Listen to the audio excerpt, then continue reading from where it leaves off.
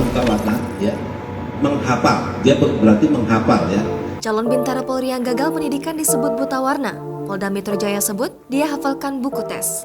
Melansir Kompas.com, Polda Metro Jaya menyebut pria bernama Fahri Fadila Nuriski lolos seleksi tahap 1 calon Bintara Polri 2021 karena menghafal tata letak soal dan jawaban dalam buku tes buta warna. Sehingga bisa dipelajari dan bisa dihafal letak-letaknya begini. Tetapi kalau misalnya sudah dilakukan pemeriksaan yang mendalam sekali, memang kelihatan gitu ya.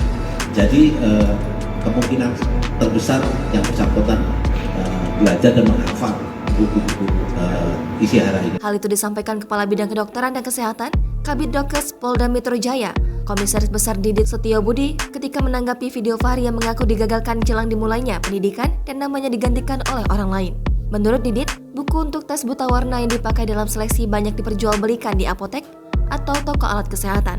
Buku ini memang buku isi hara ini dijual bebas memang seperti di Kimia Farma atau di buku alkes, tempat-tempat alkes yang lainnya.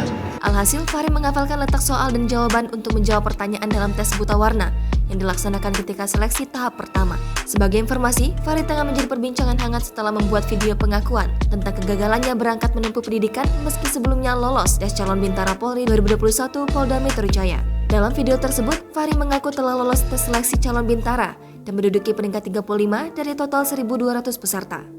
Saya sudah lulus terpilih, ranking saya 35 dari 1.200 orang dari Polda Metro Jaya. Namun, kata Fahri, nama dirinya dalam daftar calon mendadak hilang dan berganti nama orang lain beberapa hari menjelang waktu pendidikan. Terkait hal itu, Zulpan membantah bahwa Fahri sengaja digagalkan dan posisinya digantikan oleh orang lain.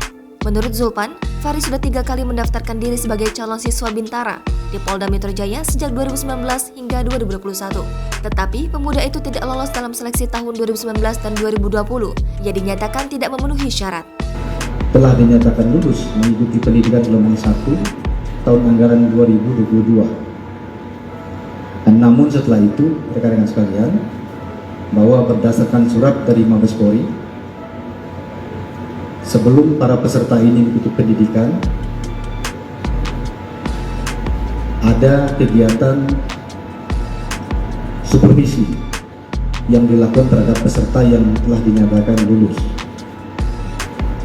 Kemudian